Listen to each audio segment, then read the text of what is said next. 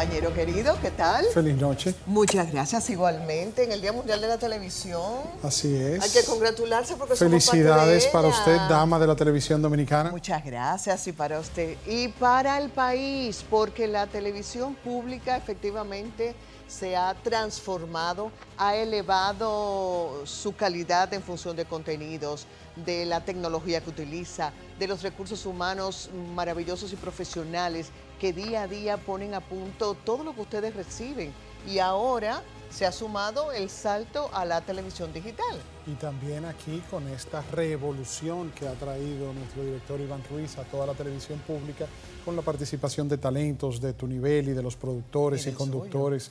Gracias, dama. Es algo que la verdad que ha resaltado en esta reevolución de la televisión pública. Claro, y el acuerdo con la televisión pública de Puerto Rico, y la señal internacional. Exactamente. El instituto, los trinitarios, claro, la familia Espejo, Top y Top. Son muchas cosas por las cuales congratularnos. Y eso no significa haber llegado a la cima, sino haber recogido hasta ahora los frutos de un gran esfuerzo que debe continuar y que debe permanecer en el tiempo, porque la televisión pública es de todos, pertenece a la nación y eso todos tenemos que cuidarlo. Así es, así mismo es. Para esta noche tenemos un programa con mucho contenido, cargado con mucha información. El presidente de la Comisión Especial del Senado de la República que estudia la reforma al Código de Trabajo, el senador Duluc, el senador Cholitín de la provincia de la Altagracia, va a estar esta noche en vivo aquí en el estudio con nosotros. Genial, porque a mí me llamó mucho la atención que el ministro de Trabajo mencionaba que el proyecto que se entregó a las cámaras, al Congreso, para su estudio, fue consensuado. Sin embargo, tú y yo sabemos que, y el país sabe, porque los medios lo han replicado así, los empresarios han estado a disgusto en el sentido de que entendían que este es el momento preciso para modificar el tema de la cesantía. No quitar los derechos adquiridos de los trabajadores actuales, sino que a partir de las nuevas contrataciones se ciñeran como a un periodo determinado, considerado para fines de liquidación en un momento determinado. O sea que será interesante conocer esa versión oficial y la mirada de todos en realidad con relación a este proyecto. También el tema del contrabando de las municiones. Es increíble, señores, cómo pueden efectivos militares y policiales hacer esto, cómo pueden robarse municiones de nuestros almacenes, de nuestras Fuerzas Armadas, de nuestras instituciones del orden, de la policía, y vendérselo a Haití, a bandas en Haití, que van a utilizar esas municiones en contrabando, en ataques, en robos, en asaltos, en asesinar personas, y que pueden ser armas utilizadas o municiones utilizadas en contra de nosotros mismos. Supón tú que no la vendieran a Haití. Es que el primer gravísimo delito fue haber sustraído esas municiones. ¿Dónde están los controles? Ahora, encima, que se lo vendan a los delincuentes y las bandas de Haití, no, eso no tiene ni madre, ni padre, ni de nada. Tenemos que revisarnos. Así es. Tenemos que revisarnos. Así es. Mira, la Procuraduría, digamos que colectó, digamos, y la Procuradora Miriam Germán, de la que, por cierto, se dice que tal vez la envían de embajadora a Argentina. Se ha comentado mucho, porque recuerda que ella había solicitado que solamente quería estar al frente del Ministerio Público por 4 años. Ya. Y posteriormente trascendió que el presidente Luis Abinader pues le solicitó que permaneciera en el cargo hasta lograr la reforma. Yo creo que el presidente y el gobierno y todos los funcionarios quisieran que ella permaneciera en el cargo, pero lo que se comenta es que ella ha mantenido su palabra de que solamente quería estar ahí por 4 años. Ya, yo creo que hay que complacerla. Esa es mi opinión personal. Ella dio una rueda de prensa con unos bienes incautados, más de 3.000 millones de pesos. Eso quería tocar 3.200 millones de pesos, sí. Con el tema de la ley de extinción de dominio sería una gran cosa ver que esos bienes puedan ser utilizados en bien del país, ¿verdad? Para beneficiar los sectores que sea necesario. Así es. Bueno, este es un adelanto de las muchas cosas que nosotros podemos y queremos compartir con ustedes. Así que ahora vamos a ver esas noticias que hoy día fueron tendencia. La mirada de las noticias.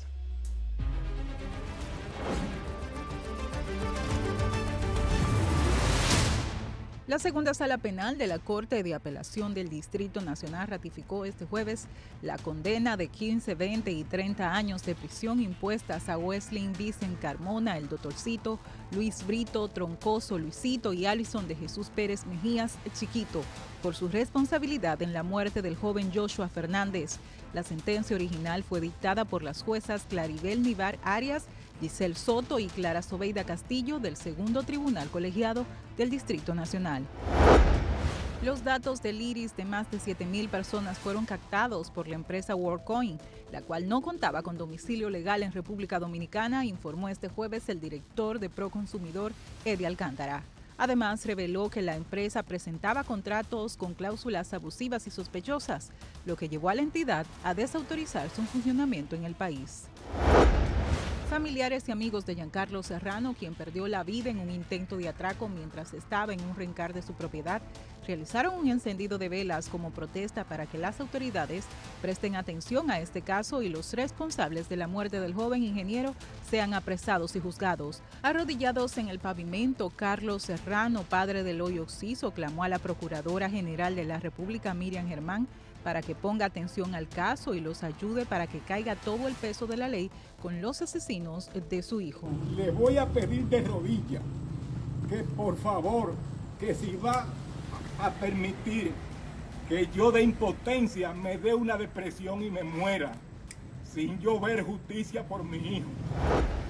En el plano internacional, el presidente de Venezuela, Nicolás Maduro, advirtió que la oposición mayoritaria que señaló de fraudulenta su reelección en los comicios del pasado 28 de julio se va a arrepentir si intenta tomar el poder por la fuerza y poner fin al gobierno chavista, instaurado en el país caribeño desde 1999. En alusión a la principal coalición opositora, Plataforma Unitaria Democrática, dijo que hay una corriente fascista, criminal, asesina, que quiere entregar la independencia de Venezuela e imponer un golpe de Estado como ocurrió contra el fallecido Hugo Chávez, conocido en el país como Carmonazo.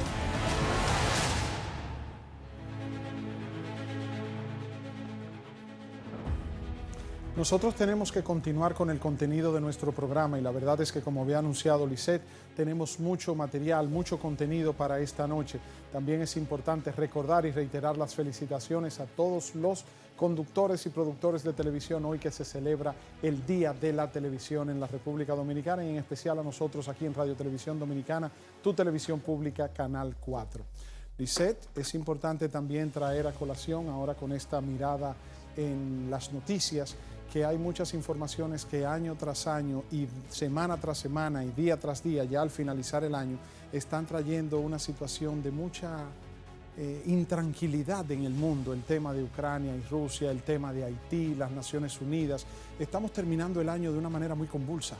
La verdad es que sí, sin olvidar la reunión de COP29 donde se debate el tema de medio ambiente y el llamado que ha hecho Antonio Guterres al mundo de tratar de que todos se pongan de acuerdo en pro de preservar la vida de la humanidad. Pero en el orden local hay que referirse a un hecho, uno de esos hechos que a uno le rompen el corazón y el alma cuando sabe que suceden. En una escuela del ingenio Quisqueya, de la comunidad de Quisqueya, en San Pedro de Macorís, una jovencita de 13 añitos, respaldada por sus padres, hizo una denuncia de que 2 de sus profesores habían abusado de ella. Los padres de la escuela obviamente generaron una protesta que buscaban agredir a los 2 presuntos acusados y por eso las clases se suspendieron mientras se producen las investigaciones. Nuestro compañero Argeni Contreras está justamente en ese lugar y desde allí nos reporta. Adelante, Argeni, buenas noches. 3, 2, 1. Muchas gracias, así es, nos encontramos en este momento en el Batey La Siria, perteneciente al municipio de Quisqueya, en San Pedro de Macorís, y es que este plantel educativo ya lleva una semana cerrado por la acusación a 2 profesores de haber violado a una menor de 13 años. La comunidad ha solicitado que una vez la escuela sea nuevamente abierta, pues vengan solamente profesoras a impartir docencia en este plantel. También han manifestado indicó que necesitan que esta escuela sea abierta lo más rápido posible, ya que los estudiantes están perdiendo docencia. Es toda la información que tengo hasta este momento. Retorno contigo al estudio. Gracias, Argenis. Sí, esta situación de Argenis, la verdad es que es increíble, o sea, cómo nosotros podemos ver que se esté abusando de un estudiante de esta característica, de estas condiciones en este hecho. Vamos a ver algunas declaraciones de vecinos, familiares y personas vinculadas a la familia de esta estudiante que conocen sobre la situación tan lamentable. Veamos. Ahora están parados, ahora no están tomando clases. ¿Ya han hablado con la directora que ha dicho? Bueno, eso habrá que hablarlo porque no pueden pasar esos niños todo ese tiempo sin coger clases. Pero entonces del distrito han venido a hablar con la comunidad. Hay que ir allá porque no pueden estar ese tiempo sin coger clases esos niños. Como ya veo la situación de vida que ya estamos viendo por los niños que no están recibiendo docencia, es bueno que sea nada más profesora que le den clase a los niños y a las niñas, que no queremos profesores varones en la escuela. Eso es todo lo que tengo que decir. Y como ciudadanos que somos, en verdad estamos conmovidos por eso que pasó ahí. En ninguna institución ha pasado, creo que ha pasado lo que pasó ahí.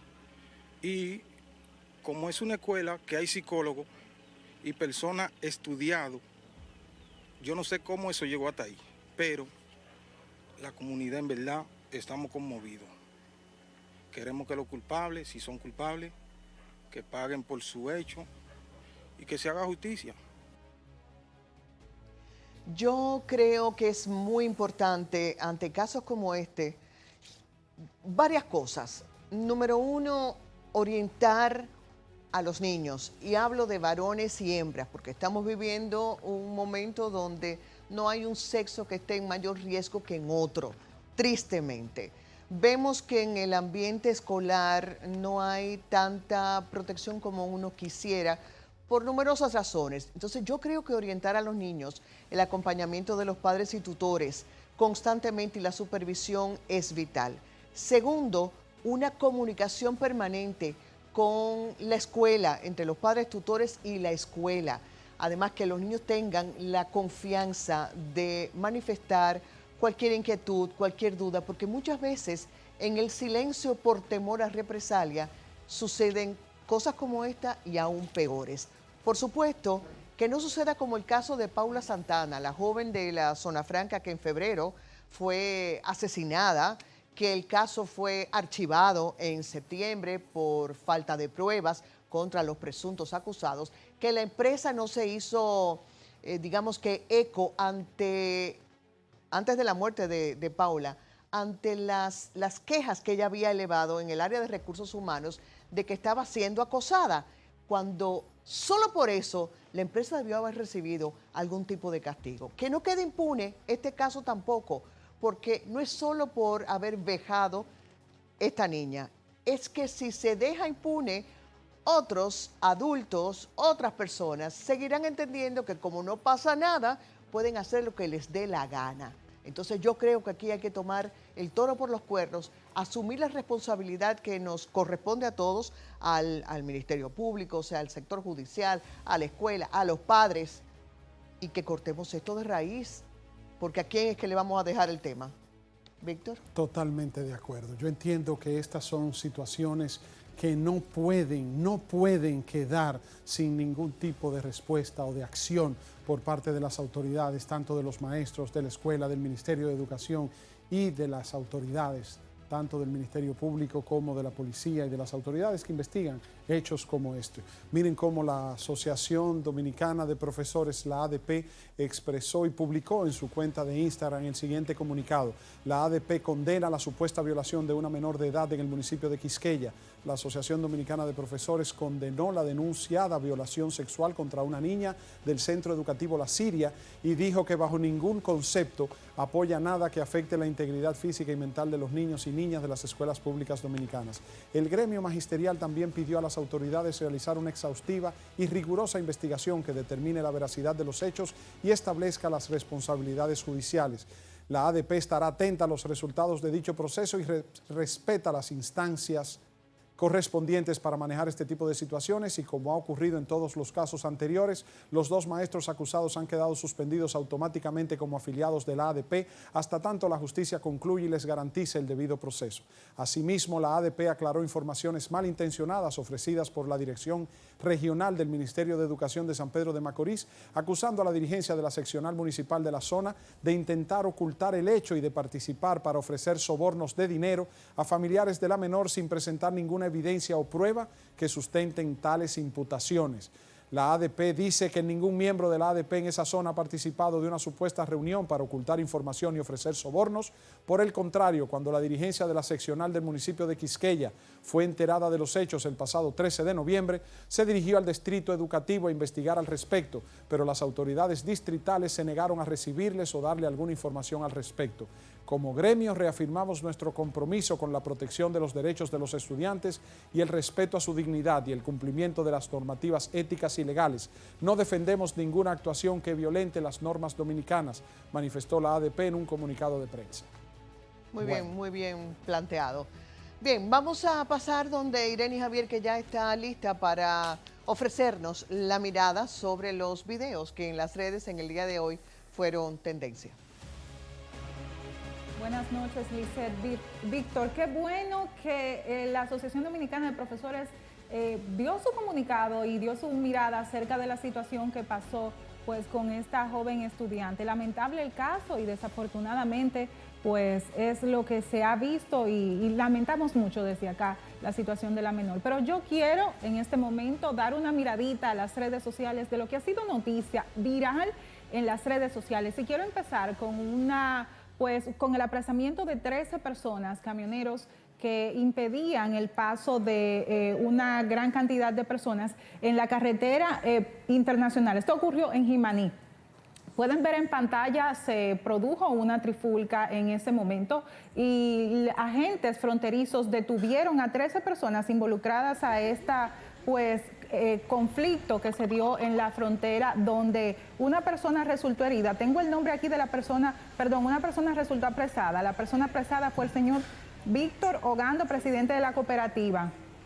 Esto ocurrió esta mañana en la zona fronteriza de Jimaní, donde, como pueden apreciar, hubo una situación muy desafortunada. Seguimos con las noticias que han sido tendencia en las redes sociales y ahora les quiero presentar este video de un desalojo que ocurrió en San Francisco de Macorís en horas de la madrugada. Esto ocurrió este jueves, donde varias personas se encontraban dormidas, era tarde de la madrugada. Y como pueden apreciar en pantalla, llegaron las autoridades y desalojaron a los moradores que vivían en Villa Hortensia, ubicada en la carretera Jaya en San Francisco de Macorís. Todos sus ajuares quedaron a la intemperie y desafortunadamente en este momento no tienen dónde quedarse. Importante decir que ellos ocupaban terrenos de forma ilegal. Donde estaban ellos no les pertenecían, no tenían documentos y desafortunadamente fueron desalojados esta madrugada. La otra información que les quiero presentar fue una imagen que llegó a nuestro WhatsApp. Específicamente ahí pueden ver en pantalla donde hay una nueva forma de estafa. Es la manera en la que las personas ahora están buscando una manera de estafar. Miren ustedes el mensaje que se les deja a las personas en los vehículos. Dice, vehículo en infracción, usted está mal estacionado. Un grupo de personas que se encargan a delinquir dejan esta tarjetica con un código QR donde las personas escanean el código QR y tienen acceso las personas a hackear. Quien deje esta tarjeta que ustedes ven en pantalla tiene acceso a escanear, a tener información de tu teléfono, de tu tarjeta, de tu banco. Esto es un llamado de alerta para que la sociedad esté atento y no escanee este código QR. Atención, todos nuestros televidentes, atención, este código QR no se puede escanear porque el teléfono automáticamente va a ser hackeado y su cuenta de banco por ende también puede pasar. Estas fueron algunas de las informaciones en este momento que fueron tendencia en redes sociales. Más adelante compartiré otras cosas con ustedes. Muchas gracias, Irene, por este reporte. Ciertamente más adelante volveremos con ella, porque además nosotros dejamos una pregunta en nuestras redes sociales en la de que la gente participe, porque nos interesa su mirada sobre el tema planteado y sobre todo los temas que discutimos aquí en La Mirada. Recuerden que también tienen acceso a nuestra línea telefónica, que es el 809-689-7995. Tenemos con nosotros al senador de la provincia La Altagracia, Rafael Barón Duluc Rijo. Le dicen Cholitín, pero yo, perdóneme, yo senador Duluc, porque, no sé, el respeto a usted. Gracias por estar en La Mirada. Nos interesa muchísimo aprovechar su presencia precisamente para discutir el tema de la reforma laboral. El proyecto está en las cámaras. Yo comentaba hace un ratito que me había extrañado que el ministro de Trabajo manifestaba públicamente que el proyecto había sido consensuado, pero los empresarios tienen una espinita ahí con el tema de la cesantía. Reitero, no para eliminar derechos adquiridos por los empleados, sino para modificarla con miras a las nuevas contrataciones. ¿Cuál es la mirada sobre eso? Lo sabremos en breve, pero antes, al darle la bienvenida, permítanos compartir una pausa y ya regresamos.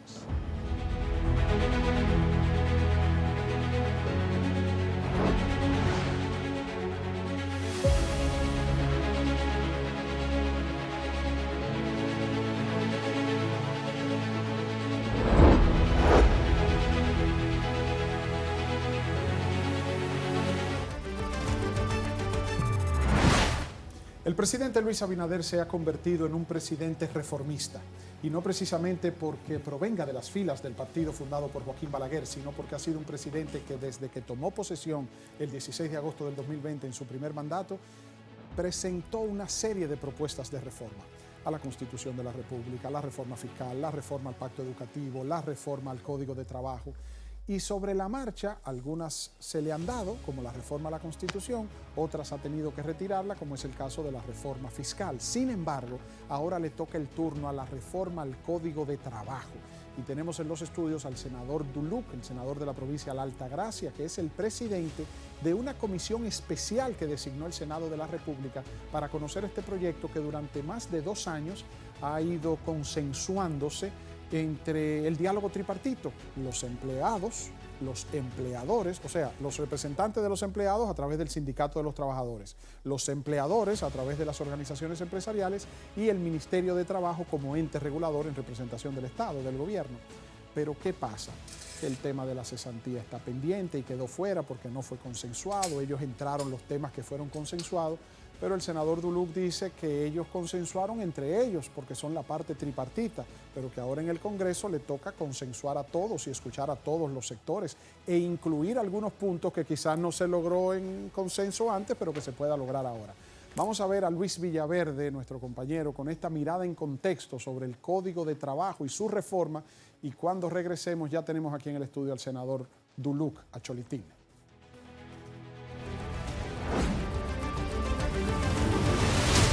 Como siempre, resulta más sencillo reformar la Constitución de la República que el Código Laboral. En el año 2013 y 2017 se cuajaron los intentos por reformar el Código de Trabajo en la República Dominicana.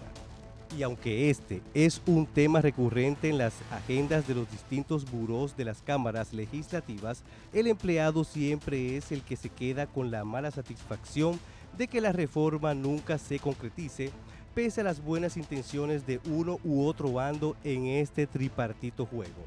Esta vez, la manzana de la discordia es la cesantía. Sin embargo, el principal tranque que existe está en la cesantía, la cual tiene tanto al gremio de empleadores como a los sindicatos pujando cada quien por su propio lado. Sin embargo, entre los actores empresariales la cesantía y otros costos laborales son una traba para la competitividad, en especial para las pequeñas y medianas empresas. Por tanto, abogan por reformas que flexibilicen las reglas que rigen el empleo. En ese sentido, el presidente Luis Abinader presentó en agosto de este año los avances en torno a la reforma al Código de Trabajo y argumentó que es una necesidad que desde hace décadas se le ha dado prioridad con la clara intención de mejorar las condiciones y las relaciones entre trabajadores y empleados, aunque en otros momentos no se ha materializado. El primer mandatario sostiene que es en este periodo que se podrá reformar finalmente el código que reglamenta todo lo que es las relaciones entre patronos y empleados en la República Dominicana. Senador, la comisión recibió hoy a los sindicatos. La pregunta es, ¿tienen alguna queja propuesta a ellos o están de acuerdo con lo planteado en el proyecto? Sí, efectivamente, gracias por la invitación a su programa. Hoy recibimos a las centrales sindicales de trabajadores más importantes del país, que son las que han tenido un rol activo en las conversaciones, en las cientos de reuniones que se hicieron en el Ministerio de Trabajo y ante el Consejo Consultivo del Trabajo. Y ellos están totalmente de acuerdo con el proyecto depositado por el Poder Ejecutivo a través incluso del Ministro de Trabajo. Ellos están contentos y satisfechos con lo que se envió al Senado. Con ellos no hay ningún tipo de problema y eso nos manifestaron hoy, la tarde de hoy. Y esas personas tienen ya varios años, tengo entendido, reuniéndose con los distintos grupos del Ministerio de Trabajo, de los empleadores, los empleados también. Pero entonces el ministro Luis Miguel de Camp dice que lo que encuentra dentro del proyecto son los puntos consensuados y que la cesantía no está porque no fue consensuado, solamente los puntos consensuados. Sin embargo, usted ha dado declaraciones diciendo que usted ahora va a ampliar, que todos los sectores puedan opinar. Mira, hay que reconocer que a pesar de que llevamos décadas intentando modificar el Código de Trabajo y que los últimos dos presidentes intentaron, los pasados presidentes, y no se logró, el trabajo que se ha hecho ahora a través del ministro Luis Miguel de Camp y con el Ministerio de Trabajo no es comparado a lo que se habían hecho en épocas anteriores. Han tenido más de 100 reuniones, ha sido un trabajo muy armonioso, de mucha cooperación, tanto por los empleadores como por los trabajadores y el propio gobierno. Y por eso que se habla y se dice de que hay un consenso. Y yo creo que la discusión la estamos concentrando mucho en la parte que no se consensuó. Sin embargo, la mayoría de los puntos fueron consensuados y es lo que tenemos que ver. Es decir, ya el consenso es un 80% de las discusiones que tenemos de aprobación. Hay puntos todavía que no fueron consensuados, pero que entendemos que no debe ser impedimento para que se apruebe un código de trabajo, ese proyecto tan bien hecho, tan bien elaborado y que representan conquistas para la clase de los trabajadores y también conquistas para los empleadores. Yo creo que no hay ninguna duda de que va a ser aprobado. Bien, nosotros tenemos declaraciones del señor Pedro Rodríguez de la Confederación Patronal. Vamos a escuchar a ver qué dice él.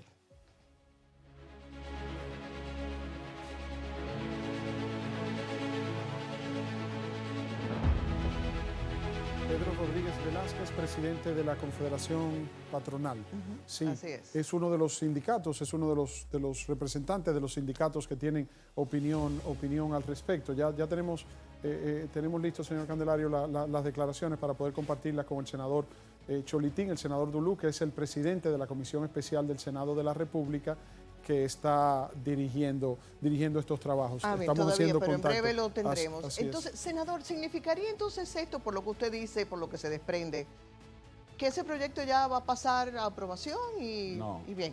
No. Por eso ahorita, en base a tu pregunta, que tal vez no la respondí, que nosotros hemos dicho que se va a conocer todos los puntos, es porque realmente cuando el Senado, el Congreso es un poder independiente del Estado, independientemente del que lo haya enviado el Poder Ejecutivo, el Congreso tiene que jugar su rol y es conocer los proyectos de leyes a plenitud, a cabalidad y escuchar todos los sectores que entienda que deben ser escuchados. Entonces, por eso, nosotros decíamos y hemos dicho, y el propio presidente del Senado lo ha dicho, que se va a conocer todo. Sí, porque a mí me gustó eso de él, porque tú sabes lo que fue que él dijo, yo vi su declaración, él dijo, ya hubo el consenso entre los actores principales, entre claro. La parte, la tripartita. Ellos se pusieron de acuerdo, pero entonces él dice, el Código de Trabajo es transversal a toda la población, porque todos los dominicanos o somos empleados o somos empleadores. Entonces ahora le toca al Congreso abrir más y lograr más consenso que el que ya ellos lograron. Oye, escuchar las partes. Claro, nosotros, por ejemplo, en el Ministerio se concentró en los grupos empresariales importantes que representan a los empleadores, a los patronos, como se conocen también,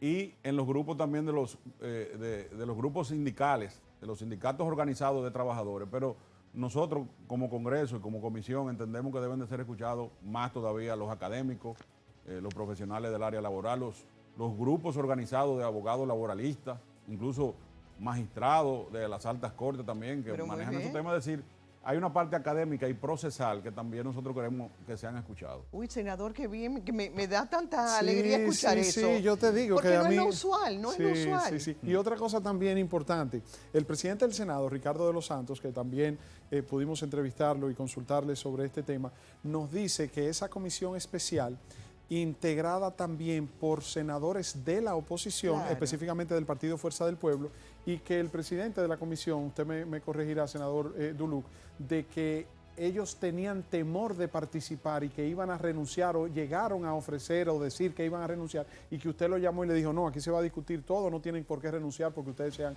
opositores. Sí, realmente el senador Omar Fernández fue que al principio presentó su renuncia a la comisión, pero luego yo hablé con él y él me dijo que fue un error porque él pensó que el senador de la Romana también, Espíritu Santo, Eduardo Espíritu Santo, él pensó que no estaba incluido y él quería darle su espacio, pero están los dos incluidos. Claro. Están los dos incluidos y te puedo decir que en el Código de Trabajo, esta comisión, no hay un aspecto ahora mismo de senador de la oposición o del gobierno, porque al final de cuentas esto es un proyecto de país. Y a todos, esto no es un tema de oposición, de que soy de un partido, esto es un tema de que a todos nos conviene que tengamos un código de trabajo a la altura de los nuevos tiempos. Correcto. Y además la oposición tiene que jugar su rol también. Sí. Sus voces son importantes para enriquecer. Claro, ya sí tenemos las declaraciones listas de Pedro Rodríguez Velázquez de la Confederación Patronal de la República Dominicana. Adelante. El tema de la cesantía por el alto impacto que tiene en las operaciones, sobre todo de las micro y de las pequeñas empresas. Efectivamente, el proyecto que fue depositado en el Congreso refleja acuerdos que se generaron en el Consejo Consultivo de Trabajo. Sin embargo, nosotros entendemos que esos acuerdos todavía están incompletos por no abarcar la parte de costos relativa a la relación de trabajo. Por eso estamos pidiendo que se genere un espacio de diálogo, un espacio de concertación, un espacio tripartito para llegar a algún acuerdo con el tema de la cesantía. Lo que estamos solicitando es que se incluya el tema de la cesantía y se genere un espacio de diálogo para abordar la cesantía. Nosotros estamos abogando por la readecuación del trabajo, del Código de Trabajo desde el año 2008. Se han creado varios espacios tripartitos, ninguno había tenido los entregables que exige esta discusión que se generó en el Consejo Consultivo de Trabajo. Una preguntita, senador. Para los trabajadores que nos están viendo, los empleados, ¿cuáles son los beneficios que los empleados van a recibir una vez sea modificado el Código de Trabajo, se apruebe este proyecto de reforma al Código de Trabajo? Bueno, son muchos. Por ejemplo, el tema de una flexibilización en cuanto a la jornada laboral, ya un tema procedimental de algunas empresas. El tema, por ejemplo, de la licencia de maternidad que le beneficia al padre también, que no se tenía antes. Pero también el tema de las horas extras también, que está más regulado, más trabajado. Hay una parte también que son las violaciones al Código de Trabajo, la capacidad sancionadora del Ministerio de Trabajo con relación a las violaciones al Código de Trabajo, que ahora se regula mejor, se amplían, y eso va a hacer incluso que los sindicatos incluso de trabajadores tengan mayor fortaleza, porque al tener mayor capacidad sancionadora las violaciones del Código, el Ministerio de Trabajo va a poder ejercer una mayor presión para que se cumpla con el Código, que muchas veces se incumple, y eso beneficia, porque habían empresas, por ejemplo, que estaban violando la ley y le cobraban de multa lo mismo con 1.000 trabajadores violando la ley que a una que tenía 10 trabajadores. Ahora eso se va a hacer a categorizar, por ¿verdad? Categorizar por empleado. Es decir, si tú tienes 1.000 trabajadores y estás violando la ley, no te pueden sancionar igual que el que tiene 2 trabajadores. Es verdad, es verdad. El tema del teletrabajo que no estaba regulado y las responsabilidades del empleador también con relación al que tiene un teletrabajo. El tema de lo que se conocía como trabajadora doméstica, que ahora se le cambió la terminología como trabajadora del hogar, que se le ampliaron los derechos a la trabajadora del hogar, incluyendo horarios, y etcétera, etcétera.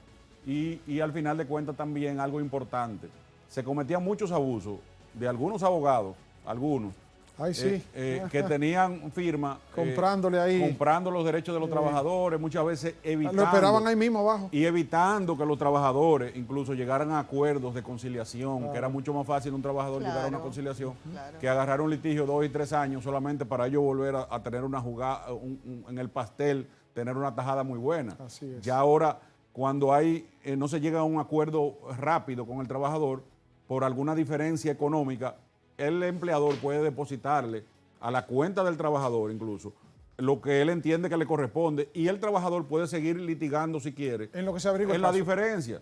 Interesante. Permítanos darle paso a la mirada de la gente porque tenemos una llamada telefónica ya lista. Buenas noches. ¿Quién nos habla y de dónde nos llama? Buenas noches. Sí. ¿Su nombre y de dónde nos habla? Desde Jarabacoa. Desde Jarabacoa, la ciudad donde siempre es primavera. Cuénteme, ¿cómo está eso allá arriba? Está bien, una simple pregunta. Si un trabajador se echa 10 años trabajando, por ejemplo, en una empresa X, cuando él se va, cuenta con sus prestaciones laborales para seguir haciendo algo, una paletera, mantener su familia con lo que le dé la empresa. Pero hay muchas empresas que si lo cancelan, solamente le dan derecho adquirido y esa persona se va casi sin nada para hacer trabajo a la casa. Entonces, ¿cuál sería la protección para ese trabajador con su prestación laboral en la cesantía? No, lo que pasa es que si se renuncia, claro, a lo único que le corresponde es las vacaciones, los derechos adquiridos, y el doble sueldo, exactamente. Ahora, si le cancelan, entonces la empresa tiene la obligación de darle sus prestaciones completas. Y por eso se llama cesantía, porque correcto, es el cese, se le paga por el cese del contrato. En su labor, correcto. Exactamente. Senador, en la provincia de la Altagracia, que es la provincia que usted representa, usted tiene... Sí, podemos... Ok, me dicen que por favor demos paso a otra llamada antes de hacerle la pregunta sobre su provincia de la Altagracia. Buenas noches, su nombre y de dónde nos llama. Buena. Sí, adelante, señora. Ponme fuera del aire que es para preguntarte una cosa. Ay, qué linda. Tiene que ser después del programa, entonces. Gracias por su llamada. Gracias, adelante, señora. Víctor. En la provincia de la Altagracia es la provincia que tiene el mayor auge, desarrollo y crecimiento del turismo desde hace ya varios años. Pero hay una mano de obra haitiana muy fuerte por las grandes construcciones, los grandes proyectos que se están haciendo. Y ahora hay un tema migratorio con respecto a la salida. Y el Código de Trabajo también establece lo del 80-20, 80% mano de obra local, 20% extranjera. En su provincia, de manera directa, ¿cómo afecta este tema de la situación de los haitianos ilegales en las construcciones? Ya el tema de la ilegalidad de los haitianos, de los extranjeros, es un tema ya migratorio, no prácticamente laboral, porque la ley se mantiene con el 80-20. No se varía esa parte. Eso no se varía el 80-20. Lógicamente, también hay una excepción, que es cuando hay una necesidad, que el Poder Ejecutivo puede por decreto autorizar a una empresa a contratar una cantidad extra del 20%, pero eso se mantiene. Ahora, ¿cómo favorece el Código de Trabajo a que no se viole la ley migratoria? Fácil. Antes te condenaban a multas, aunque tú tengas 1000 empleados, que muchas veces algunas empresas preferían pagar la multa y seguir contratando el ilegal.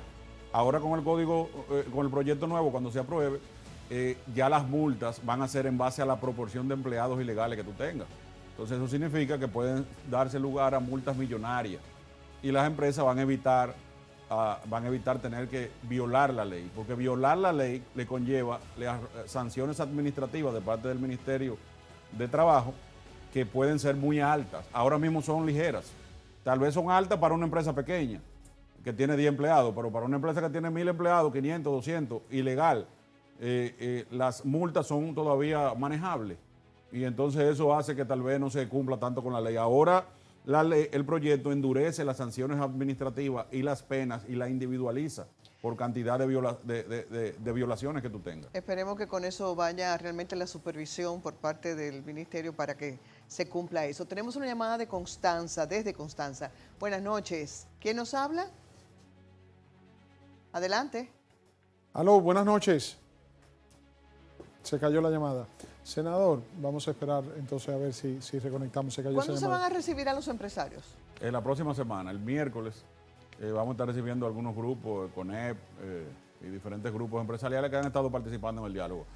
Nosotros pretendemos escuchar otros grupos que no fueron escuchados en este momento. ¿Se van a hacer vistas públicas? Depende de cómo vaya la mecánica, porque si nosotros logramos escuchar a la mayoría de los grupos organizados, los que no han pedido cita incluso, hay grupos que no han solicitado citas para que sean escuchados, y se hace en comisión, tal vez no sea necesario la vista pública. Porque al final de cuentas, la mayoría de la gente va a tener oportunidad de dejarse escuchar a través de sus representaciones. ACOPROVI, claro, por ejemplo, el CONE, el AIRD, todos esos grupos organizados, Copardón también, todos esos grupos organizados, a Zonahores, van a tener la oportunidad de hacerse escuchar. Bien. Adelante con una llamada que tenemos ahora otra vez. Buenas noches. Aló. Adelante. Buenas. Adelante, señora. Buenas. Le estoy hablando desde Villa Consuelo. Una pregunta. Los que trabajan en el Estado no tienen derecho a cesantía ni a nada, porque yo duré 10 años en el Estado y salí sin nada. ¿La cancelaron? Sí, pero realmente hay la ley de administración pública, hay un régimen también legal. La 4108. Exacto, que establece las prestaciones que le corresponden a un servidor público también, que también tienen prestaciones. Y de hecho hay ley, incluso hay empleados que son de carrera también, que si lo despiden también es peor, incluso las sanciones son mayores. Las prestaciones, pero sí hay un régimen. Lo que pasa es que muchas veces los empleados públicos no conocen, no se asesoran o no hacen las exigencias del lugar y muchas veces se quedan así las cosas, pero realmente cuando tú reclamas el Ministerio de Administración Pública te calcula las prestaciones que te corresponden, a menos que tú seas un ministro, un director general, un viceministro que sí ya no le toca, están excluidos de esas prestaciones. Senador, cuando se presentó la reforma fiscal, el presidente Abinader anunció a las 2 semanas el retiro de este proyecto. Se entendía que ciertos sectores consideraban que querían llevar este proyecto como caña para el ingenio y que querían imponer la reforma fiscal sin buscar la debida participación y el consenso de la sociedad. En este caso del Código de Trabajo, ¿qué tiempo usted entiende que va a tomar la comisión antes de que cierre el año? ¿Será a principios del año que viene? ¿Cuál es el ánimo dentro de la comisión? ¿Pasarlo rápido o llevarlo a pasito lento? Ninguna de las dos. Llevarlo al paso que amerite el momento y que dependiendo de las circunstancias. No hay que sancochar el proyecto porque tenemos del 92 con él y hemos sobrevivido, ¿verdad que sí? Y tan mal no nos ha ido como país. Pero tampoco hay que llevarlo a paso lento, porque ¿por qué llevarlo a paso lento si ya ese proyecto está consensuado prácticamente y trabajado con hace 2 años? A diferencia, hoy me preguntaron eso en otro programa, que si va a pasar igual que con la reforma fiscal. Tengo que reconocer de nuevo que el trabajo que se ha hecho con la reforma laboral no es ni remotamente parecido al que se hizo con la reforma fiscal. Porque si bien es cierto que la reforma fiscal se trabajó mucho la parte técnica de preparar el proyecto, no se trabajó ni parecido socializando con los sectores. Correcto. Es decir, si estamos hablando que tienen 2 años reuniéndose y que tienen computada, no es que lo dicen, es que están ahí documentadas, más de 100 reuniones en el Consejo Consultivo de Trabajo, en el Ministerio de Trabajo, con los diferentes sectores, significa que se agotó una agenda de discusión bastante amplia. No pasó igual que con la reforma fiscal. Es cierto. Tenemos al ministro de Industria y Comercio, nuestra compañera Yunairi Almanzar, que está con él, así que vamos a escucharle porque tiene alguna referencia sobre el tema. Gracias, así es, un placer conectar con ustedes allá en La Mirada. Un saludo a todos los que están sintonizando. A propósito de este tema, me hago acompañar del ministro de Industria, Comercio y MIPYMES, Víctor Bisonó, cariñosamente Hito. Ministro, para que nos cuente, en ausencia de la reforma fiscal, ¿cuáles son esas propuestas que pudieran hacerse para el país para beneficio económico? Lo primero es que estamos en la Asociación de Industria de Herrera, ADOIN, y hemos visto la dinámica que hay, y no lo decimos nosotros, lo dice el Fondo Monetario, el Banco Mundial, Standard & Poor's y la agencia calificadora de que nuestra economía es una economía robusta, que crece un 5% anual, que hay una inflación controlada de menos de 2 dígitos, lo cual es una buena referencia, que la inversión extranjera directa crece.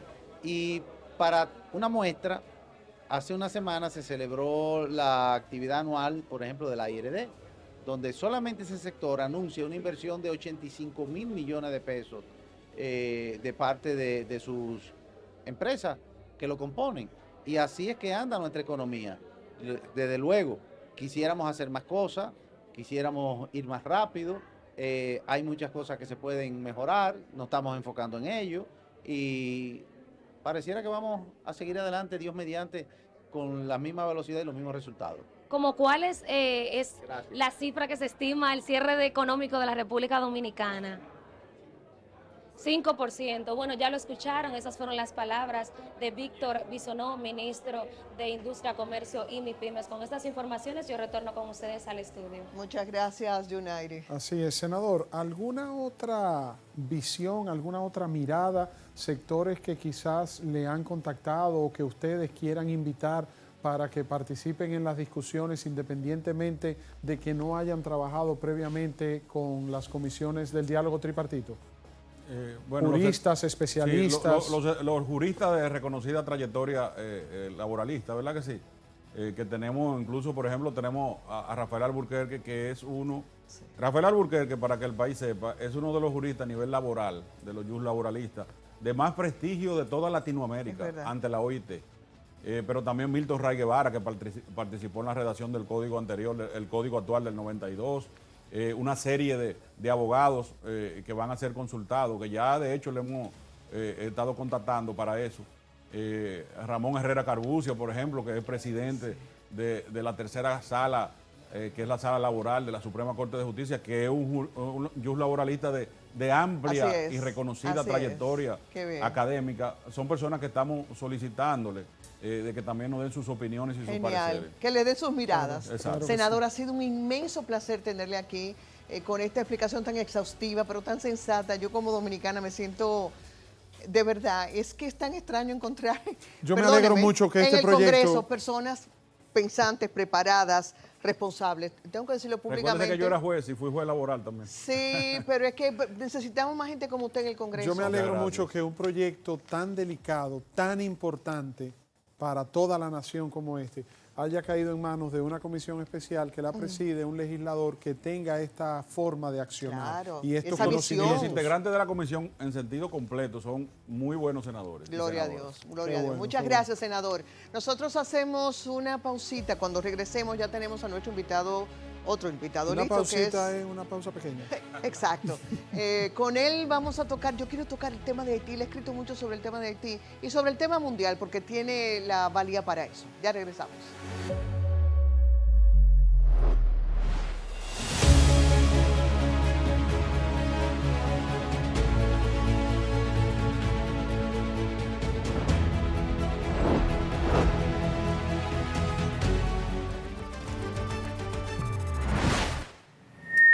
Continuamos con más de La Mirada, dando una mirada a todo lo que ocurre en República Dominicana y fuera del mundo. Seguimos en San Francisco de Macorís, ha estado todo el día caliente en el segundo día de protestas por parte de un grupo de estudiantes que exigían pues que se ha cambiado al director de un centro educativo. Yo quiero que ustedes escuchen este audio porque 6 estudiantes fueron arrestados, uno de ellos herido en la cabeza, fueron arrestados por agentes de DICRIN. Escuchemos el audio de este video que se ha hecho muy viral en las redes sociales. Ustedes no pueden entrar aquí, ustedes lo saben. No, este es un centro educativo. Mira, son menores de edad. Son menores de edad. No lo toquen, no lo toquen. Grábamelo. Me dio una galleta para allá. Le dio al moreno, le dio. Grábalo bien. Grábalo bien. Grábalo bien. Grábalo en la cara, grábalo bien. Ustedes por lo que lo tiraron.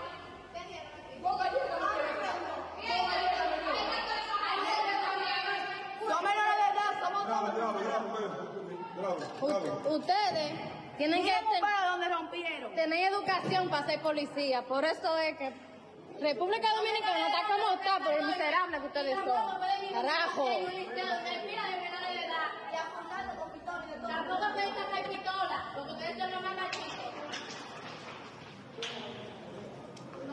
Diablo, loco. Por eso es que esta mierda de... Bueno, ustedes han escuchado, esto ocurrió en San Francisco de Macorís. El estudiante que resultó herido, importante decir, que es de la Fuerza Estudiantil Revolucionaria, se llama Ángel Luis Reyes, resultó herido.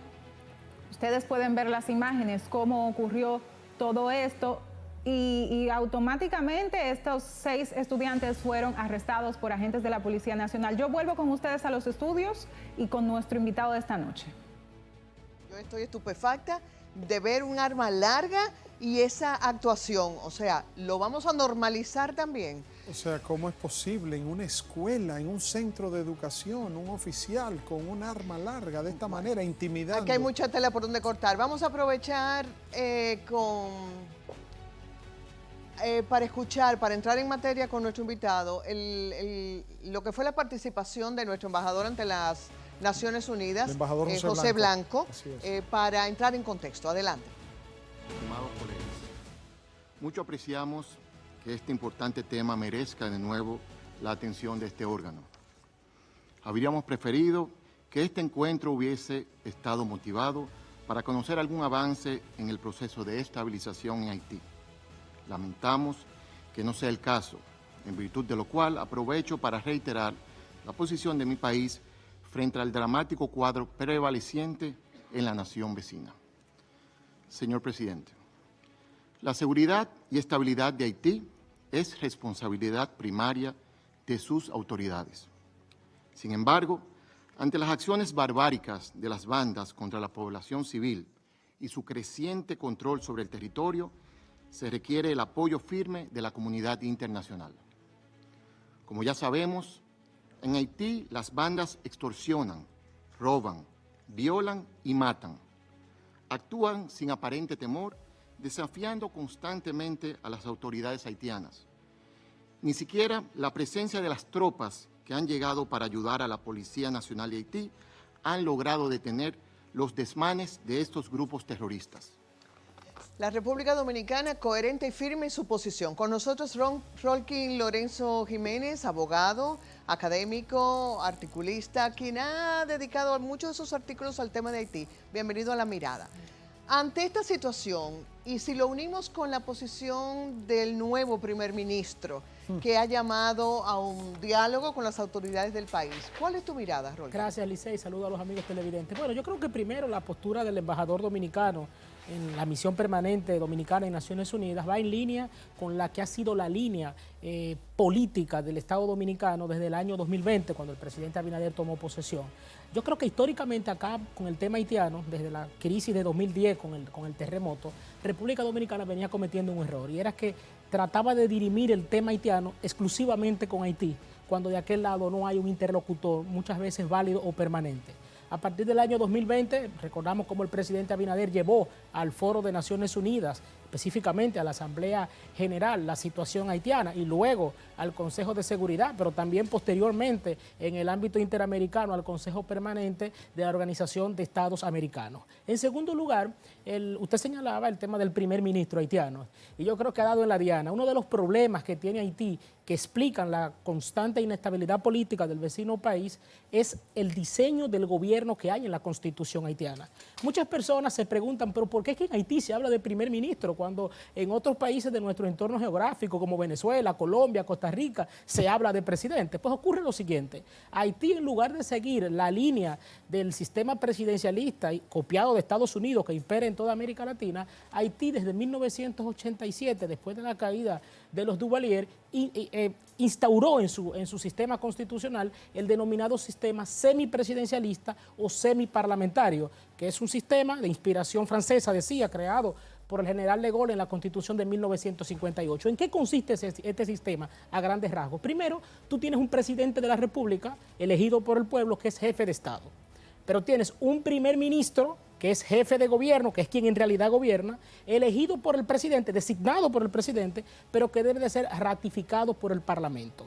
En Francia, un país con tradiciones institucionales y liberales sólidas, muchas veces el presidente es de un partido y nomina a un primer ministro a un parlamento opositor. Ocurre que el Parlamento le termina imponiendo el primer ministro al presidente y se da en Francia lo que se llama la cohabitación y perfectamente se gobierna un presidente de la República y un jefe de gobierno, primer ministro, de la oposición. Pero ahí hay otras condiciones. Otras condiciones. En el caso haitiano eso no ha sido posible, porque en Haití primero no hay una tradición a que en la clase política y en los sectores específicos de la sociedad haya una tendencia al consenso. En segundo lugar, es un país con más de 100 partidos políticos. Por eso constantemente vemos que el presidente nomina a un primer ministro y el Parlamento se lo acepta, pero luego se lo rechaza y al final le termina imponiendo un primer ministro. Cuando se cambia de primer ministro, cuando se cambia de jefe de gobierno, no solamente se cambia en sí el titular del cargo de primer ministro, sino que hay que reiniciar todo el tren ministerial. O sea, hay que volver a cero. Hay que volver a cero, entonces debe de haber un nuevo ministro de Relaciones Exteriores porque el gobierno perdió la confianza del Parlamento. Pero esa es la de nunca acabar. Sí, por lo tanto yo creo que una vez Haití recupere un mínimo de estabilidad institucional y de orden público, el país necesita adentrarse a una reforma constitucional que elimine y suprima el sistema semiparlamentario y dé paso a un régimen presidencialista con un presidente de la República que reúna en una sola persona las condiciones de jefe de Estado y jefe de gobierno. ¿Tú crees que con el actual sea posible esta transición y lograr eso? Mira, para que eso ocurra es necesario que la misión de Naciones Unidas que hay allí, que representa a Kenia y a la que tímidamente se están sumando otros países de nuestro entorno geográfico, pase a ser una misión de paz, encabezada no por un país en específico del sistema de Naciones Unidas, sino por la propia organización de las Naciones Unidas a través de los denominados cascos azules. Pero la MINUSTAH no dio resultado. Bueno, lo que pasa es que la MINUSTAH en sí no parecía una misión de paz. Yo siento que fue más una misión de asistencia policial, etcétera, y además no perdamos de vista que allí hubo denuncias de ilegalidad y de corrupción, de hecho, Correcto. escándalos sexuales, etcétera, y De Naciones sus integrantes. Unidas quedó muy deslegitimada ante la golpeada sociedad haitiana. ¿Usted entiende que Canadá, Francia, Estados Unidos, las grandes potencias, están actuando bien con respecto a la situación en Haití? Para nada. Primero, usted ha mencionado varios de los países que son miembros permanentes del Consejo de Seguridad. Y esos países, por ejemplo, en el caso de Estados Unidos y Francia, que junto con China, Rusia y Gran Bretaña tienen poder de veto en el Consejo de Seguridad, tienen otras prioridades geopolíticas y para ellos Haití no centra su agenda en materia de política exterior. Ahora, los temas tanto de... Mire cómo China y Rusia vetaron la fuerza de paz de los cascos azules que se conoció ayer. Correcto, pero también esa ha venido siendo la tendencia desde el año 2018, cuando República Dominicana, después de restablecer relaciones con China, pidió llevar el tema al Consejo de Seguridad y la propia China y Rusia en su momento dijeron que querían que el tema se tratara, pero a puerta cerrada, con lo cual les restaban peso. ¿Qué podemos esperar en lo inmediato en Haití con relación a nosotros y la fuerza internacional y demás? Bueno, yo creo que en Haití, que como en cierta medida también ocurre en Venezuela, uno cree que ya ambos países han llegado y han tocado fondo, pero siempre ocurre una situación que nos desmonta esa idea. Yo creo que sin lugar a dudas, si Naciones Unidas no convierte la misión que está policial, que está allí representando Kenia, no la convierte en una misión de paz multilateral, con un poderío militar más allá del policial, la situación se va a seguir agudizando y Haití va a convertirse no solo en una amenaza para la seguridad de República Dominicana, sino también para la estabilidad regional. En segundo lugar, República Dominicana tiene que seguir fortaleciendo las políticas que viene tomando tanto desde el punto de vista migratorio, de frontera y de política exterior, llevando el tema a los foros internacionales por excelencia. Guardando la distancia, yo creo que la internacionalización del tema haitiano por parte de República Dominicana ha sido en cierto modo efectivo y parecido al caso que hizo el general Torrijos en Panamá en los años 70. Panamá históricamente trataba de tratar el problema del canal con Estados Unidos, pero luego dice, bueno, esto hay que internacionalizarlo, claro, hay que latinoamericanizarlo. Claro, se van a la OEA y firman el tratado. Y a largo plazo Torrijos-Carter. dio el tratado Torrijos-Carter, que posteriormente en el año 2000, a largo plazo, después de casi 30 años, implicó la devolución del canal de Panamá a la soberanía panameña. Bueno, esperemos que no nos lleve 30 años ver un poquito de luz. Ojalá que no, pero hay que hacer una serie de reformas institucionales que lamentablemente con el magnicidio del presidente Jovenel Moïse quedaron en el ostracismo. Ustedes no se sienten mal si yo les digo que yo estoy muy pesimista, ¿verdad? Bueno, No. Pero hay que pertenecer a la escuela del optimismo. Vamos a ser optimistas porque tenemos que mandar buenos pensamientos. Roque, muchísimas Siempre. gracias por estar Muy en La Mirada. interesante y Me muy encantará, valioso. nos encantará que puedas volver en Claro otro que sí. tema. Gracias a ustedes por su compañía. Quédese ahí, no se mueva. ¿Qué viene ahora? ya luna llena de música, humor, invitados y demás. Ahí es que está Yera logando. También.